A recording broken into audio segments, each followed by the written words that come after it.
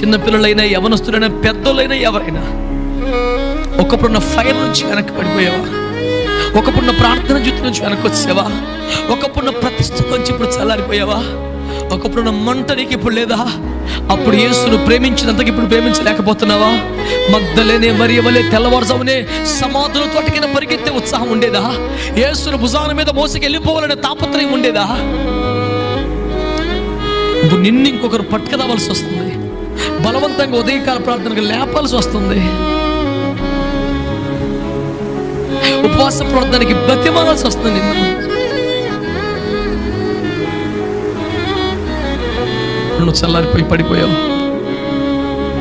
కారణం ఎవరో ఏంటో నేను అడగను, కానీ ఆయన ఇంకా నీ మీద ప్రేమ చంపుకోలేకపోతున్నాడు.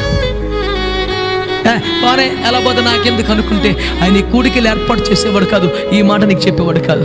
నిన్ను వదులుకోలేక, పోతే పోని అనుకోలేక, నీ కర్మకి నుండి విడిచిపెట్టలేక, నిన్ను ఎలాగైనా మరలా సంపాదించుకోవాలని, నిన్ను మరలా పట్టుకోవాలని ఆశ కలిగిన దేవుడు నీతో మాట్లాడుతున్నాడు. నీ కొరకే కొండలు గుట్టలు దాటి దిగి వచ్చిన దేవుడు ఆశపడుతున్నాడు. తన స్వరము వినిపించుటకు ఎదురు చూస్తున్నాడు. నువ్వు తిరిగి రాగలిగితే అన్ని ఊర్లో పరువు పోకెట్టిన భ్రష్టుడిగా అయిపోయిన తప్పిపోయిన కుమారుని గుండెలు కత్తుకున్న ప్రేమ ఇంకా ఎదురు చూస్తూ ఉంది నీకోసం, ఇంకా నిలిచి ఉంది నీకోసం. Will you come back? నువ్వు తిరిగి రాగలుగుతావా? ఆ మొదటి ప్రేమలోనికి, ఆ మొదటి సమర్పణలోనికి, ఆ మొదటి విధేయతలోనికి, మొదటి వాక్య అనుభవాల్లోనికి, మొదటి ప్రార్థన జీవితంలోనికి, మొదటి ఆరాధన హృదయంలోనికి. Will you come back this afternoon? తిరిగి రాగలుగుతావా నువ్వు? There is a one special character is here to embrace you, to hug you, to kiss you like anything, to restore your spiritual life, whatever you have lost in your life. ఏది కోల్పోయావో దాన్ని మరలా నీకు ఇవ్వడానికి, నిన్ను గుండెలు కాచుకోవడానికి, నీకు మొదటి స్థానమును ఇవ్వడానికి ఒక వ్యక్తి ఎదురు చూస్తూ నిలబడి ఉన్నాడు. ఆయన ముఖములో బాధ ఉంది, ఆయన గుండెలలో దుఃఖం ఉంది, కానీ ఆయన మాటలో మాత్రం ప్రేమ నీకు ఇంకా నువ్వు వినిపిస్తూ ఉంది. అయిపోయింది అనుకుంటున్నావా? చల్లారి పని జీవితంగా అలవాటు పడిపోయావా? 38 సంవత్సరాలుగా కోనే దగ్గర పడి వాడికి ఆశ్చర్యంగా మారిపోతే అసలు నీకు బాగుపడాలని ఉందా అని ప్రభు అడగాల్సి వచ్చింది. ప్రయత్నం కనపట్ల, నీకు అలవాటు అయిపోయాడు లైఫ్కి. ఆ స్థితికి అలవాటు పడిపోయాడు. నేను ఎట్లాగైనా నీళ్ళలో పడాలా, నేను ఎట్లాగైనా ఆడి తాపత్రయం కనపట్ల. రే, ఈ స్థితికి అలవాటు పడిపోయాడు నువ్వు. పరిశుద్ధత పోయింది, సమర్పణ పోయింది, ప్రతిష్ట పోయింది, బాధపడ్డ ఒక దశలో. ఇప్పుడు నీకు ఆ స్థితి అలవాటు అయిపోయింది. పరిశుద్ధత లేకపోయినా నీకేం బాధ అనిపించట్లా, నీ మీద నీకు అభిషేకం రాకపోతే నీకేం సిగ్గు అనిపించట్లా, నా అర్పణ అంగీకరించబడలేదని బాధ అనిపించట్లా.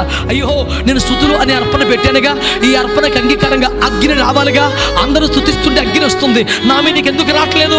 అందరూ అభిషేకించబడతారు, నా మీదకి ఎందుకు రావట్లేదు? ఒకప్పుడు బాధ కలిగింది, ఇప్పుడు అసూయగా మారింది, ఇప్పుడు పగగా మారింది, ఇప్పుడు హత్య చేశావు, ఇప్పుడు దేశదిమ్మను అయిపోయావు, కయ్యను అయిపోయావు. కానీ ప్రభు మాట్లాడుతున్నాడు, ఇప్పటికైనా మించిపోలేదు. ఇదిగో నీ కొరకు ఎదురు చూస్తున్న దేవుడు నీవు పోగొట్టుకున్న సమస్తం నీకు ఇవ్వడానికి ఎదురు చూస్తున్నాడు. Can you come back?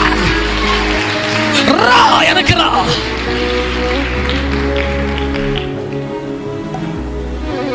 మాటల మీద మీకు నమ్మకం రాకపోయినా పర్వాలేదు, కానీ యేసయ్య ప్రేమ మీద అనుమానం రాకపోతే చాలా.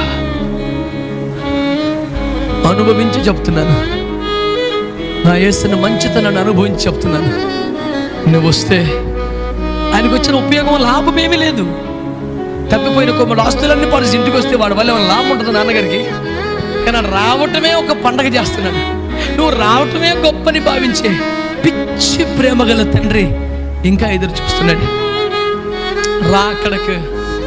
సైలెంట్గా ముగించేయకుండా ఇంత ఆర్భాటంగా ఇంత ఖరీదైన కూడికలు ఏర్పాటు చేసి నిన్నొక్కసారి ఎక్కడ పడి ఉన్నావో అక్కడి నుంచి లేపడానికి ఇష్టపడుతున్నాడు. ఎంతమంది వస్తారు తిరిగి ప్రభు దగ్గరికి?